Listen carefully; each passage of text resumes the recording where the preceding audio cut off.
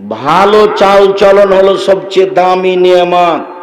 2, ভালো চাল চলন দিয়ে বয়স বেশি হয়ে যায়। 3, ভালো চাল চলন দিয়ে টাকা পয়সা বেশি হয়ে যায়। 4, ভালো চাল চলন দিয়ে দামি জান্নাত পাওয়া যায়। 5, ভালো চাল চলন দিয়ে 2টা বড় বড় ইবাদতের নেকি পাওয়া যায়, একটা তাহাজ্জুদের, একটা হলো নফল সিয়াম। 6, ভালো চাল চলন দিয়ে সবচেয়ে বেশি নেকি হয়। 7, ভালো চাল চলনই নেকি।